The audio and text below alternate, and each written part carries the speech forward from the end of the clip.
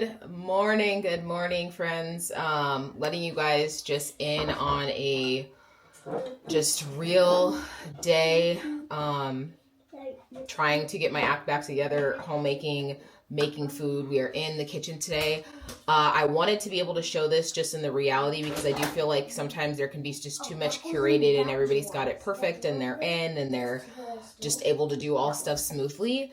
I want to see how this goes of me having a long list of things that I need to cook. But as you see, it is a day off from school due to Amy Carter's passing. I've got a messy house. I've had a lack of sleep, but luckily last night got some. So let's just keep rolling. If you are new here, hi, I am Ariana. We are a military family that is living overseas in Germany. Before that, we were in Italy. So we've been overseas for about 6 years now. Over the past year and a half, I've really been dedicated to trying to cook more of our food and especially from scratch. So that way we can save money and just overall better our health and eat less processed food. If you are wanting to learn that without it having to be necessarily always just, I feel like just the typical sort of like homestead type content, and maybe you're interested in trying to cook and do things from scratch and just do better sort of like cooking or just cooking in general and stuff for your family, then I hope that you will hit that subscribe button and let the chaos begin. Okay, before you begin anything on a day like this, make your coffee. I made myself just a caramel butter pecans. We're already starting. I made it with my homemade caramel, and I also made my own butter pecan coffee syrup because I am trying to do away with, I still have some and I'm just using them up and kind of going, where I'm going to try to not have any of the like Tiranis and Monin and stuff coffee syrups and just have things that, you know, maybe a flavor I make for the week or two that I know the ingredients and everything that I've put in here.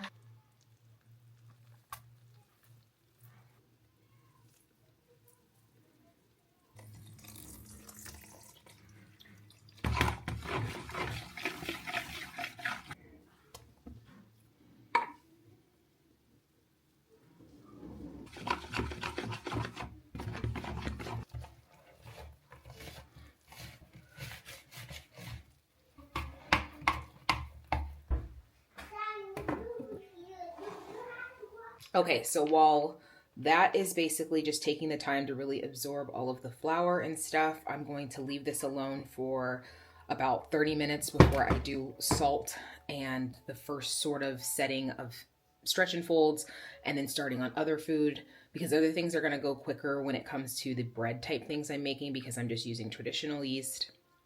I'm going to balance things by going upstairs and starting to make my bed and declutter my bedroom, because that is the first thing that I feel like I need to organize in my life.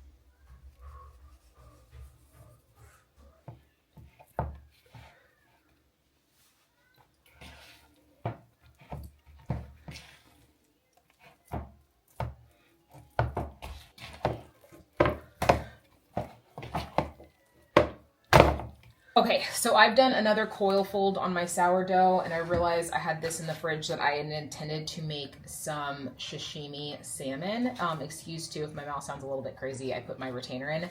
But so I just bought these from the store. I'm gonna go ahead and do what I need to do to make them sashimi safe. What you want to first do, if anything, yeah, get them out of the package.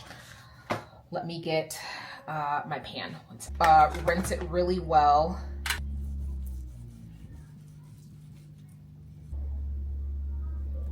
I find it wiser. My mom always just said this is like a good cook cleans as they cook and stuff. So I also just with surfaces, different things, I'm gonna go ahead and get this washed and then come back and then work on this again. But I would rather keep cleaning a surface, even if I'm still gonna be using and touching the salmon, than to cross-contaminate. Okay, so what I'm going to do right now is go ahead and just pat these dry. We're going to take sugar, which I suggest putting it in a different container again, so you're not cross-contaminating, because I'm gonna go ahead and just put my hands in here, sprinkle sugar, kind of tap it in. You wanna do it on all sides, including that back side, with sugar and salt. a good amount, and then we're going to go ahead and let it sit on the tray, take it to a fridge, and it's going to sit like that for about an hour to really pull all of the moisture and things out.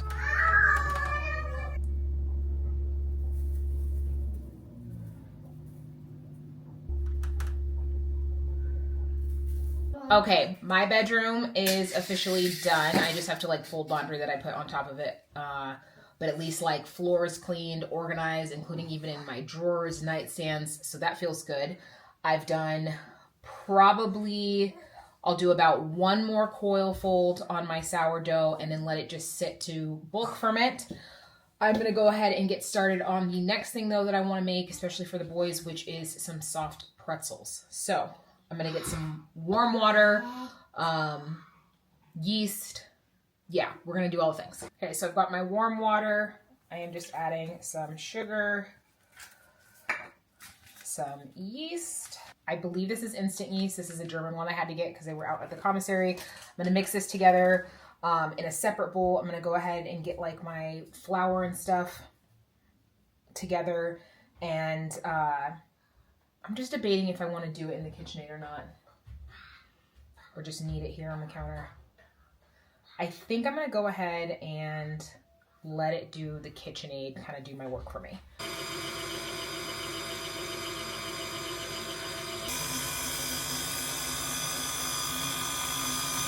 Okay, so before moving on to get the salmon, that should be ready in the fridge now for me to do the final parts, I'm going to go ahead and do this final just coil fold. Look at how smooth that dough is. It is perfect. Do you see how nice and shiny it pulled all of that moisture out of those salmon pieces? Upon feeling it, it should be kind of, yeah, a little bit harder. What I'm going to go ahead and do is just rinse this under the sink and then I can put it back on here. So I've got my vacuum seal bag. I again will link as much stuff as I can in my Amazon storefront. If you do purchase through it, thank you so much for supporting me and my family in that. But if not, basically these willing vacuum seal bags, this is super simple. What you're going to do, you could cut these smaller if you want, but I know that I like to just kind of take it out and then be able to make like poke bowls and stuff is my big thing with it. So I am going to, again, just pat dry and just really make sure I'm drying the salmon. I know that I've seen some people do the thing where then they say you can just slice it and eat it right there. I think to be safe, and what I always like to do is the method of, so after this has happened, I'm going to just kind of wrap it in a paper towel, put it in this bag, and then I'm going to freeze it for at least 7 days. So just make sure that any sort of bacteria, things like that is killed. Okay, and keeping it real with time, different things, it is lunchtime. And so one of the things that I'm gonna go ahead and do is make me some lunch before I go upstairs, because now everything can kind of sit for a little while. And I'm gonna move on to the next area of my cleaning. Okay, I went a little over an hour, but dough is nice and risen for the pretzels. So now the best part, gonna punch that down and I'm gonna get these shaped. One of the things that I love about things like this is just too soft of a dough for pretzels, but it's okay because what I can do is simply regroup. I thought that this is my first time doing soft pretzels, and I kind of thought it might be like this. Is I am making now just some balls. We're going to put a nice little hole, and you already should know what that means. We're gonna go ahead and make it bagels. I just feel, and what I'm scared about, this is what I like about just really honest homemaking, I feel like too, and for you guys to see I'm on the same learning journey for what works for us, is if I can massage more flour into it. And then I'm wondering if basically I should go ahead and get my water boiling to not have it do like a second sort of rise, you know what I'm saying?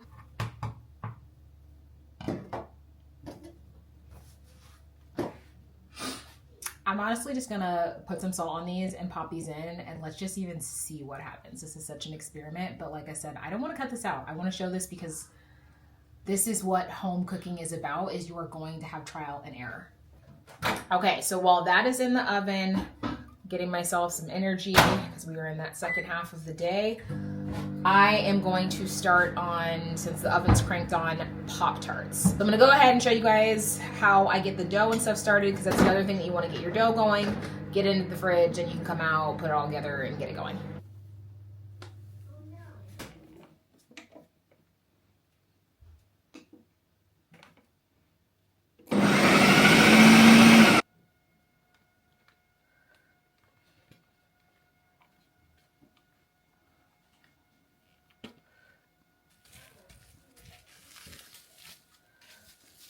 Okay, so the pretzels did not work. I don't know, the kids will probably just be able to do these with some butter, but do you see how much they puffed up?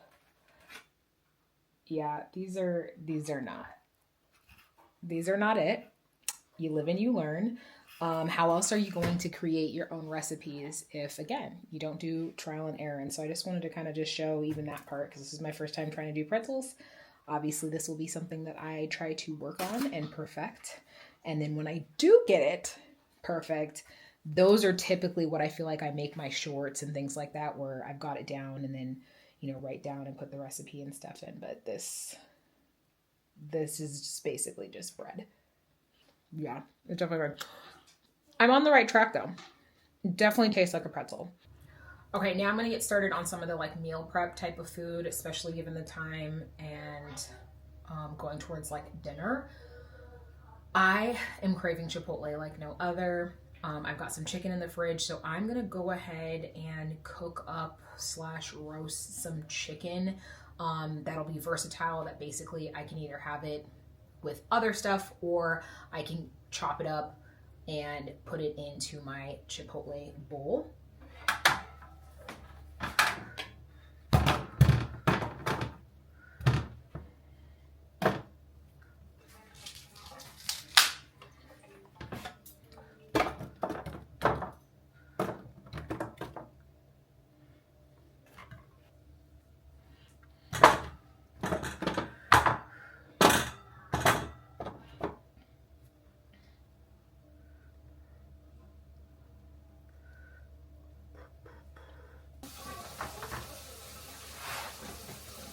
You need to just figure out what she needs, like if it's water or something.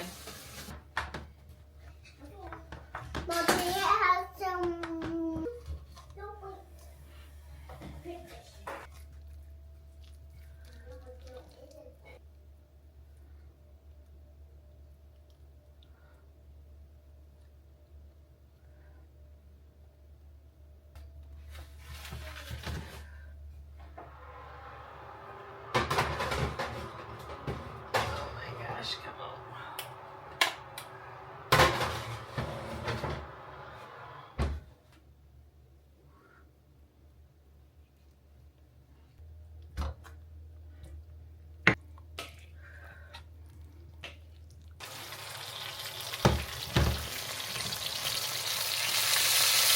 Being a school night, I'm coming to a point where I need to kind of wrap up what I'm doing so that way I can like clean my kitchen and we start again anew tomorrow. The chicken is looking good, smelling good. It's just been resting. I'm gonna kind of move this over into some sort of plate that it can continue to rest, so that way I can get these veggies and stuff into a container. I wanted them to roast, do all of this because I'm going to add all of them, as well as my beef bones and things that are thawing out that should be ready by tomorrow, so that way I can make some beef stock.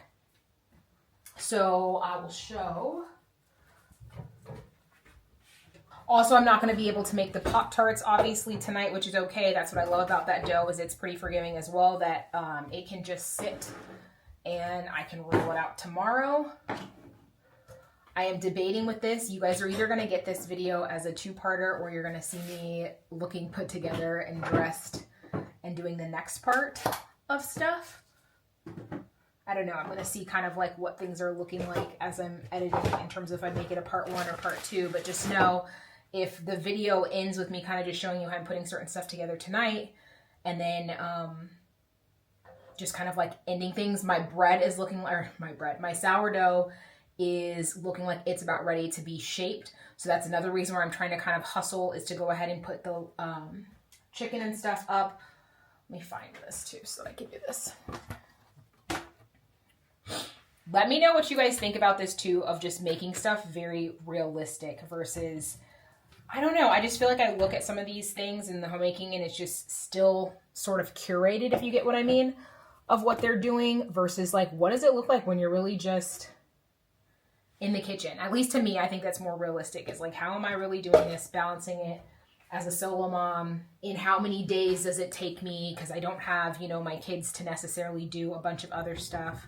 And this is literally so golden, y'all. Like, I'm going to take every last bit of this and just scrape it up and get it into this container. I will link these too in my Amazon.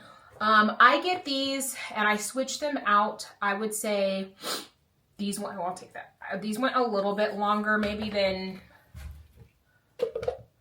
what I might do next time, but I would say probably at least maybe once a year, because it is plastic, but it's those like restaurant grade of like, if you make the like any food and stuff or meal prep and stuff ahead of time. Like a lot of restaurants and stuff do these kinds of containers, the deli containers, and they are just a lifesaver. They freeze. They can be microwave, things like that. But I feel like after a while of so much of the dishwasher and stuff, they can get a little bit dingy. And so then that's where then I like to switch it out and just buy kind of a new set. So my chicken, I am not going to do this on camera. I'm going to go ahead and literally just chop it up and get it into a container like those ones. Chopping up the chicken, get it into this. And then that way, whenever I make my Chipotle bowl, should I decide I really want it tonight, I don't know, I'm not really like that hungry for it. Or tomorrow, if I'm going to do it where we're going to have like Chipotle bowls, then the chicken's already chopped, ready to go, and we're just kind of assembling. Got the kitchen pretty tidy for the night and everything. Just making dinner, so that way tomorrow I can go ahead and resume. I got the sourdough in the fridge that I will bake up tomorrow after morning things. Tomorrow I have to wake up, get the kids off. If I have time, I will maybe do the bread then, but if not, I am doing a pedicure at 9 with a friend, and then I have to do a meeting at the boys' school. So it'll probably just end up, I feel like, being sometime tomorrow, but maybe not the morning. And then the other thing that I am doing is I've got yogurt going, because I usually have my yogurt going for a while. I make my own Greek yogurt, so I've got that going because the kids love it. And yeah, we're gonna eat dinner and call it a night for tonight. I feel like it was pretty productive and we're right on time for our schedule.